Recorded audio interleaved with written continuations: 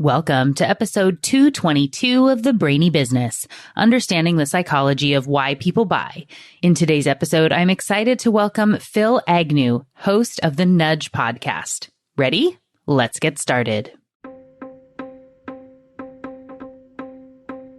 You are listening to the Brainy Business podcast, where we dig into the psychology of why people buy and help you incorporate behavioral economics into your business, making it more brain-friendly. Now here's your host, Melina Palmer. Hello, everyone. My name is Melina Palmer, and I want to welcome you to the Brainy Business podcast. In today's conversation, I am joined by Phill Agnew, host of the Nudge podcast. Phill and I have gotten to be friends over the last couple of years, and I've been honored to have been a guest on his podcast before.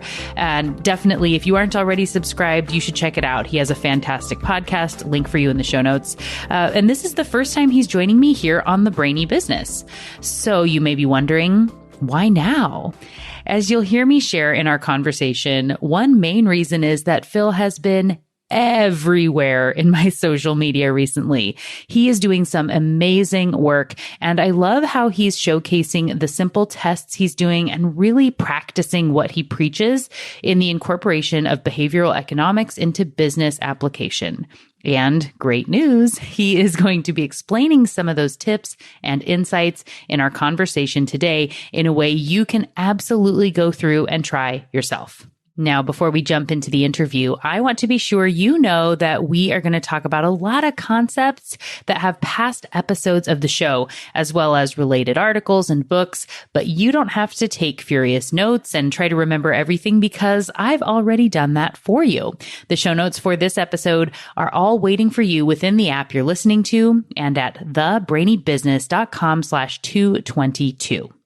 All the freebies for the Brainy Business are housed within our free community of behavioral economics enthusiasts called the Be Thoughtful Revolution. When you go to those show notes and request your freebie, you'll be automatically added to the group and get access to all sorts of freebies. Plus, have a way to connect with me and others from around the world who love behavioral economics and want to share about it. Again, any freebie from the Brainy Business will get you into the group, including the one for this episode. You can also join the Be Thoughtful Revolution at any time using the link bit.ly/join BETR. Now let's jump right in. Phill Agnew, welcome to the Brainy Business podcast. Hey, Melina. Thank you so much for having me here. Really excited to chat. Yes, me as well. I have been honored to be a guest on your podcast before, and I'm so glad to have you here joining me for the first time. For everyone who doesn't yet know about you, can you share a little bit about your background and what you do in this amazing world of behavioral science? Yeah, of course. It's a real honor to come on this show. I'm a nerd of the Brainy Business podcast, so very excited to be here. How I fell into behavior science is a bit of an interesting story. So, like most marketers, I spent a lot of money getting a marketing degree, which in the UK is £50,000, which is a lot of money to get a degree. Went into my first job in marketing, and after about a year, started to really struggle. Found that a huge number of the tasks that a marketer has to do, I didn't feel prepared to do, despite spending and all this time and money studying marketing beforehand. I realized a lot of what I was equipped with was frameworks and strategies and some high-level stuff that just didn't apply to my work. And I don't think I was the only one. I read a lot of studies around how 1/4 of marketing budget is wasted and how 80% of new launches fail. So it really felt like a lot of marketers really struggle to get achievement in their job. And then I stumbled upon the world of marketing psychology and behavioral science. I happened to work with Richard Shotton at the company I was at, who wrote a brilliant book called The Choice Factory. This was back in 2018, and fell into it, as most of us do, and couldn't stop reading and learning and studying the world of behavioral science. And a year later, in 2019, I launched Nudge podcast, which was mainly so I could learn more, interview experts like you, Melina, and pick at your brain to discover what you know and try and steal as much much as that's possible. And I've been growing that podcast for the last 3 years now. And I apply everything I learn. So what's really important for me on the show is for everything to be applicable, because I apply that stuff for myself. So on the show, I explain how I grow my podcast using nudges, using behavioral science, running experiments on social proof, distinctiveness, anchoring, to try and figure out what works and what doesn't. And then I also apply it in my day job as well, where I am a senior product marketer for a company called Buffer. Awesome. And thank you for the kind words. I, of course, will be linking to the Choice Factory in the show notes. For a little shout out to Richard, who has not yet been on the show, but I'm a big fan of the book. So maybe that'll be coming up in 2023. We'll see. And of course, also we need to do, I feel like, a shout out to our mutual friend, Caitlin Burgoyne, who's been on the show before. So I'll link to her episode in the show notes, but talking about sharing about using great content and people that I see just in my feed all the time doing awesome stuff. And that was where I finally had the perfect reason to reach out to have you be a guest on the show is, oh my goodness, you are all over my social media. And I'm really loving the posts that you've been doing. You've been on my LinkedIn, Twitter, but showing those comparisons in a way that is really showcasing how small changes make a big difference, and you're having the results to say, this increased this by 18%, this increased links or clicks by that, and this by this, really paying attention, but in nice bite-sized chunks, which I absolutely adore. And so it just felt like the right time, because for one, you've mastered whatever algorithms are out there to be popping up. There's proof in your pudding, I guess would be the way to say that. So I know that we went into this without much of a plan, other than me saying, my goodness, you're all over my social and we should talk about all the cool stuff that you're doing. So I know leading into this, you mentioned you've been doing some tests on TikTok, and then some other things for clicks and things as well. Do you have a top, like some favorite stories or tips or things that you've been trying? Like, how did you get into actually starting and then turning them into those kind of like mini case studies? To talk about that. So yeah, like most listeners of your show, Melina, I like to test the things that you talk about and some of the nudges and behavior science principles that you and I both love. And I always try and find different ways to test them. And on TikTok, I was a bit of a novice. I had no idea how it worked, but I told myself, look, I'm a marketer. I consider myself like I know a fair bit about how people make decisions. Surely there's some sort of principle I can apply to TikTok to make people more likely to watch my video. And the principle I decided on testing was the curiosity gap. So the curiosity gap is something we'll all know. It's the feeling of sort of uneasiness we feel when we don't understand the full picture, when something's hinted at, but we're not told sort of what it is. It's why cliffhangers are so successful. Cliffhangers have been around for thousands of years, from Arabian Nights to Charles Dickens to, I don't know, Stranger Things. Cliffhangers are clearly this bias that we have. We have a bias for getting hinted at something, but not finding out the full picture. And you see this a lot on TikTok. You see a lot of people using the curiosity gap to keep people watching, to keep people engaged. And so I decided to try it. I created 20 TikTok videos, and 10 of them, I think maybe 10 or maybe 8, had no curiosity gap start. So they just started talking about the subject I was talking about. So say I was talking about I talk about behavior science on TikTok, funnily enough. So if I was talking about reciprocity, I would just start talking about it, yada, yada, yada. Then the other 10 had this curiosity gap start where they said, there's something you don't know about, I don't know. There was one which was, for example, let me do this one. I improved my Reddit ad by 15% using one simple trick, but it'll surprise you. So I'm hinting that there's something really important about to come up, but not revealing what it was. So I'm trying this sort of curiosity gap inspired change. And well, turns out, lo and behold, I spent about a couple of £1,000 promoting those videos, making sure that lots of people saw them, because I had no following on TikTok. And after about, I think, 800,000 impressions or something crazy and another 11,000 followers, I found that those curiosity gap inspired videos made people far more likely to not only watch the full video, but become a follower of my channel. So it made people 82% more likely just by changing the first 5 seconds of the video. It meant also, because I was paying obviously on ads, it made it 50% cheaper to gather those followers as well. So it's a great example of how you can take these principles that we've known for literally thousands of years, this curiosity gap principle, and you can apply it to the modern day marketing, gaining followers on TikTok. So I was really proud of that one. Like, it's a good example. I've got an episode on my show coming up about that. And it's a good example of how, you can apply these nudges of behavior science to modern day tech. Cool. Well, we'll definitely make sure to link to that episode. We'll have to confer after to see when that episode comes out versus when this episode comes out, and how we'll make that all happen for sure. But I mean, really, really interesting. And I think regardless of what work you're in these days, whether you consider yourself a marketer or not, we're having to share information, and people have to use social media across all sorts of industries and job types these days. And getting people to read your posts or to watch your video or to click through, to follow, to subscribe, all of that is so, so key. I know, so my publisher had asked for me to do more Instagram reels, so like you were saying of being a novice for TikTok, I have never done a TikTok, and I don't even know the like a joke lingo to make me sound older than that. But like I've never been on the TikTok. I don't know how to do that. And I like reels and stories on Instagram are something that, and I've talked about this on the show before, like I don't have any reason to have this aversion toward doing them. And yet I never, ever do, and it just makes me feel like so anxious, the idea of doing them. I don't have any good reason for why. Before I launched the podcast though, I went live on Facebook for 30 days. I forced myself to do it because I hate the idea of any of that anyway. So before launching the podcast 4.5 years ago, did my daily live on Facebook because that was the cool hip thing to do at the time.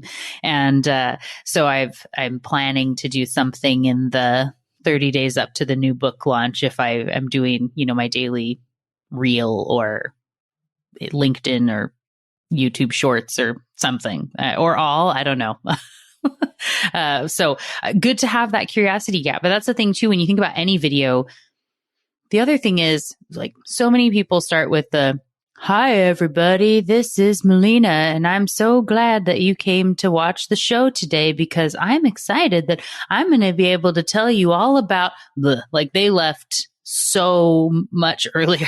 They're gone, right? So you being able to show, though, that gap for that curiosity, how those first few seconds make sense. I'll give you two examples of people who do that, because I love also looking at successful people and seeing how they use nudges. And I think there's two great examples of this. One is Steve Jobs. If you watch at the start of any keynote by Steve Jobs, he will never say, "Hey folks, I'm Steve Jobs and I'm here to," he will never say that because he understands the curiosity gap.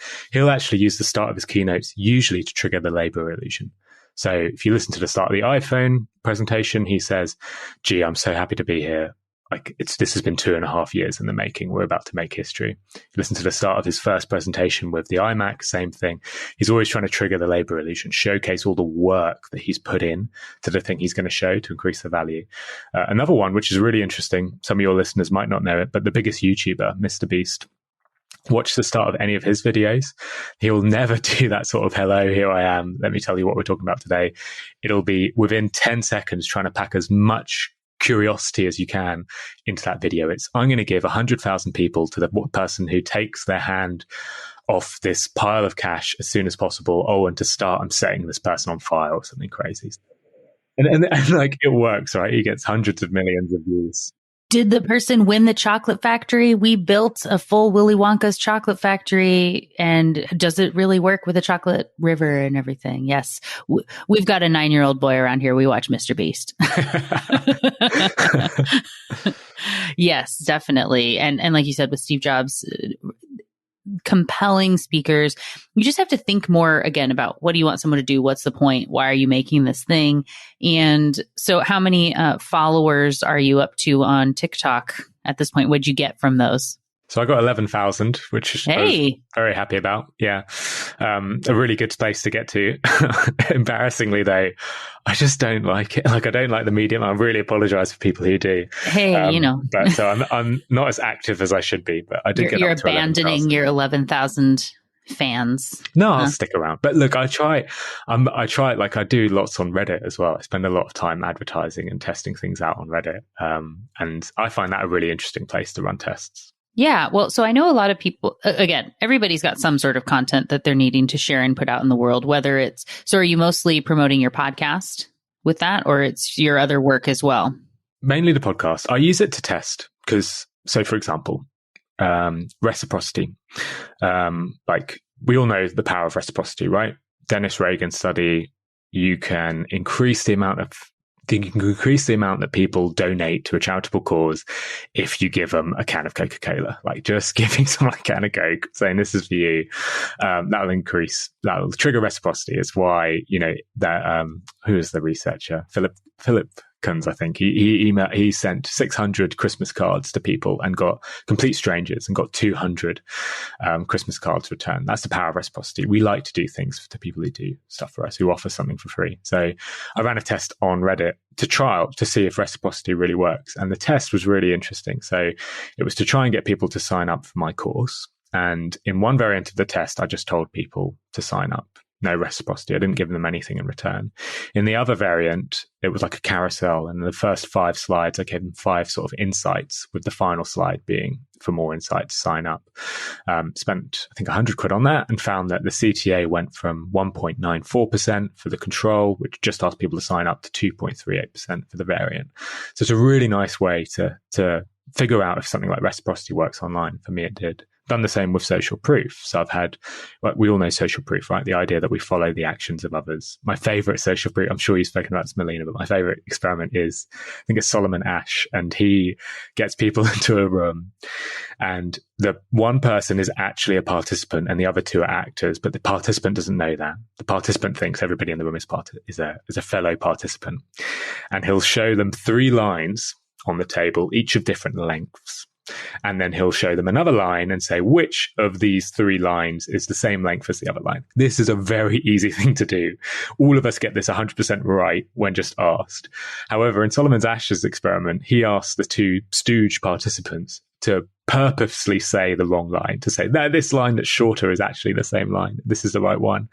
And I think it's something crazy, like in 18 of the trials, 12 of them actually said the wrong line just to conform with their partner. That's social proof. Like, we follow the actions of others. We can't help it. It's either 2/3 or 3/4. Yeah, it's like 75% of the time that people will give the answer they know is wrong to go with the group. Yeah. And they've done it with wine as well. Like, they've done it where somebody who's drinking red wine, if other people say it's like, oh, this tastes like white wine, they'll agree, even though they would never do that on their own. So we really follow the actions of others. And I find this really interesting is, to apply to business or marketing, or if you're trying to convince someone, showcasing that other people are doing an action can be really smart. So I've sent emails. I've tested this on emails. So in my subject line, I've released a new podcast and said, new podcast coming out, please listen. And then in a variant, I've added, we hit 100,000 downloads. Just doing that, showcasing that there's a bit of social proof, that gets a 22% better open rate and a two times higher click-through rate. Like, it's incredible how just small tweaks like that can have a big effect. And then I did a Reddit ad. We were mentioning Reddit. Reddit's fantastic for getting a big audience of people who are interested in marketing, because you can target everyone who's subscribed to a subreddit. So I sent 300,000 people. I advertised to 300,000 people 2 Reddit ads. One said, listen to Nudge, like a bit of copy, and then just my logo. So the logo you'll see if you search for Nudge on your podcast player. The other had that picture of my logo, but it was slightly smaller. And around it was a load of reviews. So a load of people saying nice things about the show, and then copy underneath saying 100,000 downloads, like top 10 marketing podcast, which had hit in the charts that week. And just a bit more social proof. And that variant got 55% more clicks despite sending the same amount as the control. So this stuff really does work. Just applying these small nudges to the way you communicate can make your communications more effective. It's not just marketing, though. It really does make you more persuasive, can help you influence people more, can help you motivate people more as well. So I'm a big fan. Yeah, absolutely. And like I said, I've been loving where you're then showcasing and showing us, like you said, so everyone should, if you don't already, follow Phill on LinkedIn, Twitter, apparently Reddit will get you all over. But because you don't just say, like you're saying here, I did this and this worked. You're showing the screenshots of what the difference is, what it is that you were trying, and explaining the result that you got. Again, in a way that's so succinct and easy to learn a little bit from. So when you are creating your ad variants and whatnot, do you have tips for people as they are going to go and start doing a test? Let's say, how do you recommend they get started in doing a test? Yeah, I mean, it really is easy as ever. I think the main tip is your variant and your control should be very similar. The only thing that's different is the thing you're trying to test. The other tip is, I'm advertising, which costs a lot of money, and doing those tests on ads is not something that everybody can do, but there are much easier ways to do it. So I also use Google surveys a lot. So I'll use Google surveys to reach out to 100 general people in the UK and ask them a couple of questions. So I wanted to test the fresh start effect. So the fresh start effect, sure many of your listeners will know, research by Katie Milkman. She looked at if people are more likely to start a habit on a fresh start date. So a Monday or next month or start of the new year. And she found people are more likely to kickstart a habit on these dates. Interestingly, also, there's interesting other things around dates, around how 9 ending dates also sort of trigger a fresh start and make you more likely to run a marathon, according to Dan Pink in his book When, even more likely to cheat on your partner, according to Ashley Madison login data, when you get hit a 9 ending dates, so 29, 39, 49, 59. And so fresh starts effects can be really powerful. So I wanted to test this. So I recruited, I think it was 100 people through Google surveys, and I sent 50 a question which said, would you listen to my podcast within the next few days? And 9.1% of them said yes. These were people who already listened to podcasts, so not a huge amount. I was a bit disappointed. But anyway, 9.1% of them said yes. And then on the other one, I tried the fresh start variant. So I said, would you listen to this podcast next Monday? So just a real subtle tweak, tiny change again, so I can really just test if fresh start has an effect. And in that example, 15.9% said they would listen to the podcast. So look, these aren't big numbers and these studies aren't peer reviewed. And I'm not going to claim that, that's something that is guaranteed and you should follow. But for me, it really said, wow, I should start to change my messaging. I should release on a Monday. I should tell people in my emails to listen to the podcast next Monday. I should plan a lot of my campaigns around fresh start dates because it's clear that it can convince people to do something. And it's a great example of how, you don't have to spend an awful lot of money on Reddit ads to test something out to see if it works. I think I spent 50 quid on a Google survey, and you can try that out that way as well. Well, I think too, so Katie, so it made me curious actually if it's in this pre-commitment space, so Katie and the Behavior Change for Good initiative team did some testing with vaccines. The study they did with Walmart that was, instead of saying, hey, come get a flu shot, it was saying your flu shot's waiting for you. Like, we have it here on Thursday at 4 p.m. And of course, if you need to reschedule, you can. And that drastically increased the number of people. And there's also this, missing something by omission versus commission. And so I'm just curious too, like you said, fresh starts is a piece of that. But potentially even having that, like, oh, it's Monday. Like I said, I was going to listen to Phil's podcast today, right? That, how much of it is that. So I would be curious to test if it's just by anchoring it in on something specific of, will you listen to my podcast on Thursday, even, or Saturday? Would it have a similar effect if it's about that pre-commitment and giving them kind of a path, reducing some of that mental sludge? Does that make a difference too? We'll see. Let it follow up with us on the the next test. Yeah, classic commitment devices, that could definitely have an effect as well. I couldn't measure how many people actually went and listened because it was on Google surveys. If I could, I think I'd definitely test that. I don't know if we have time, Melina, but I'd love to give you one more Google survey example that I ran. Please do. Yes. I'll ask you a question, Melina. Should your podcast cover art, if you're sharing a link to your podcast, should it just be your podcast, or should you have some other podcasts in the background, like behind your art? What do you think you should do? Well, I think it would depend on the podcast and their comparison and how that connects. But I feel like I need to say that if it's the right show and the right purpose and it's a good show, then yeah, could have a benefit to it. Yeah. Yeah. That's a bit of a trick question, isn't it? You know, something's coming. But we all know about the halo effect, right? You know, you wouldn't normally do it, but I like the idea. Well, where you're saying, should I? Like, probably. Yeah. So halo effect, researcher Thorndike in the 1930s found that people drastically overestimate the competence of soldiers if that soldier also happens to be well-dressed and well-groomed. So we attach this metaphorical halo to things that have status, basically. And there was a really recent paper which looked at physical stores, so retail stores, and found that stores that are positioned next to high status other stores, like a Gucci store or a Rolex store, these stores, no matter sort of what category they're in, would get more sales and higher sales. Just being near a high value store gave you that metaphoric halo effect. So I thought, how can I test this for my podcast? So I again used Google surveys, sent again 100 people 52 different types of images and said, would you listen to this podcast? One of the images was just a picture of my podcast logo, as you would see if you loaded it up. And the other was a picture of my logo, but faintly in the background. So really faintly was other pictures of very popular shows. So UK actually. So it wouldn't have been Joe Rogan, but like Steve Bartlett. A lot of you UK listeners would know. And I wanted to see, okay, will this change how likely people are to listen to it? And it shocked me because the results were amazing. When people just saw the picture of my podcast cover art, it was only 6.4% said they would listen.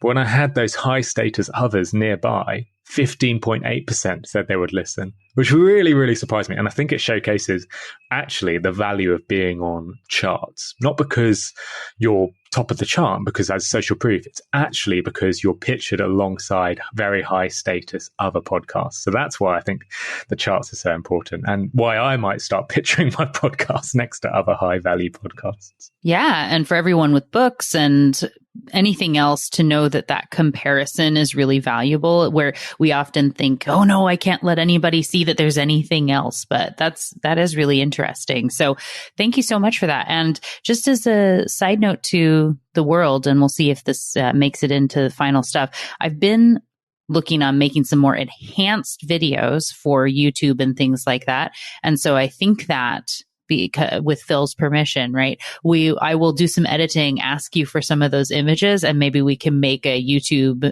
video that will be showing like the explanation of it and can have it be fancy. It won't be cool enough for TikTok, but potentially we'll make something for YouTube and share it on LinkedIn or something, kind of a shared promo to boost, the Brainy Business and Nudge all together. So awesome.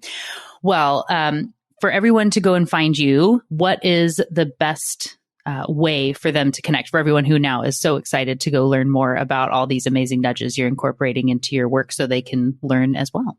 Yeah. So best way to find me is, search me on Twitter. I'm P_Agnew, Agnew.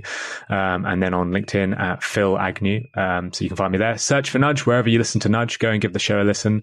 And I'd love your feedback on the show as well. So if you listen and you like it, to tag me on Twitter and let me know what you think. I know a lot of you listeners are really keen on the subject of behavior science. I think there's a lot you can learn there. But yeah, the podcast is the place to go. So go and search for Nudge wherever you listen to podcasts and you'll see a nice orange logo and that'll be my show.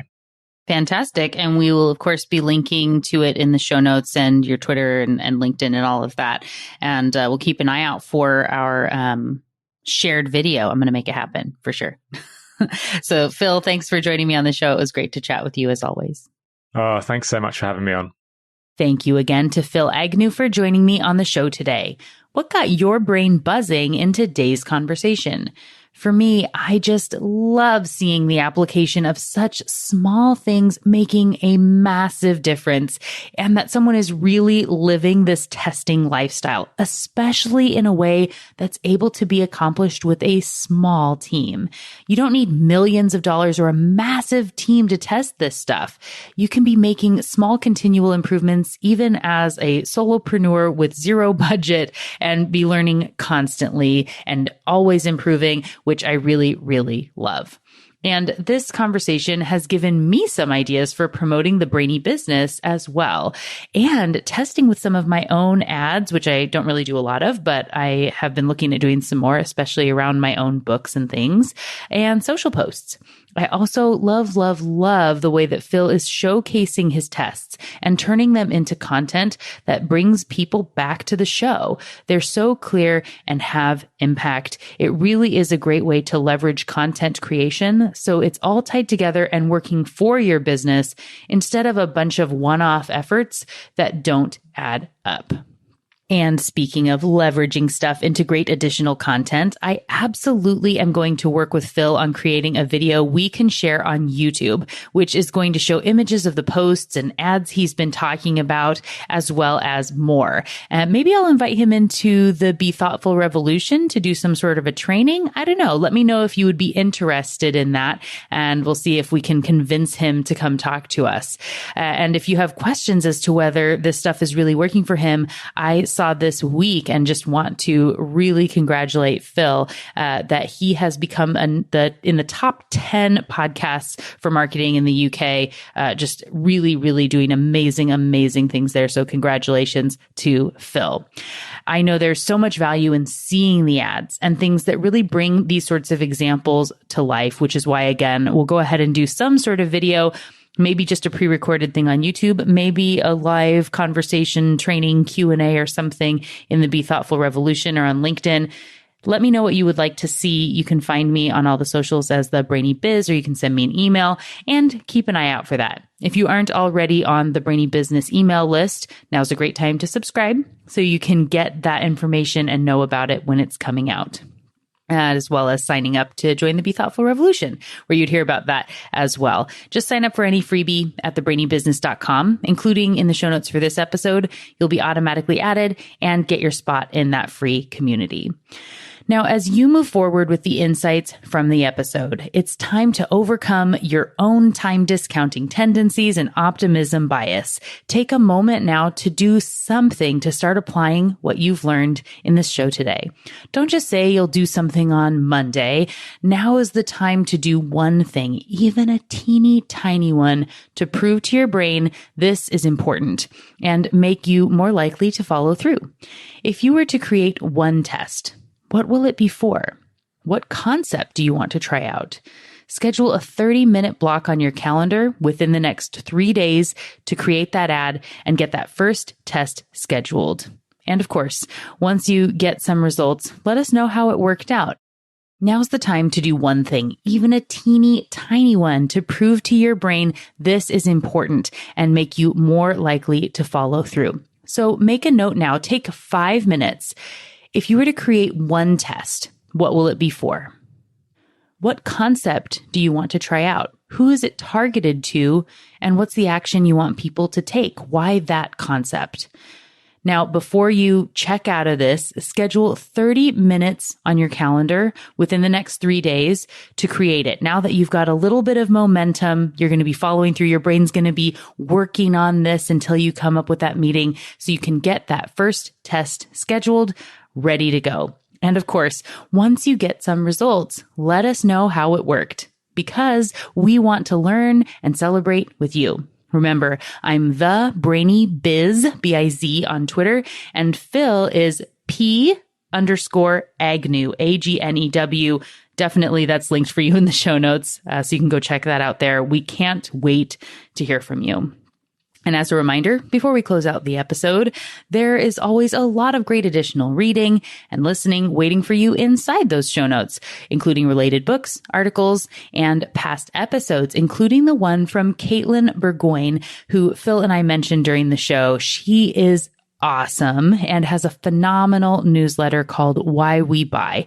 If you liked this episode, you will love Caitlin's, and follow her on Twitter too. You'll be glad you did. She is Kate Bour, Katebour. All those links and everything connecting with Phill and Caitlin, it's all waiting for you within the app you're listening to and at thebrainybusiness.com/222. And thank you again to Phill Agnew for joining me on the show today. It was a delight to chat with and learn from you. Join me next week for another brainy episode of the Brainy Business Podcast. It's going to be a lot of fun. You won't want to miss it. Until then, thanks again for listening and learning with me. And remember to be thoughtful. Thank you for listening to the Brainy Business Podcast. Melina offers virtual strategy sessions, workshops, and other services to help businesses be more brain-friendly. For more free resources, visit thebrainybusiness.com.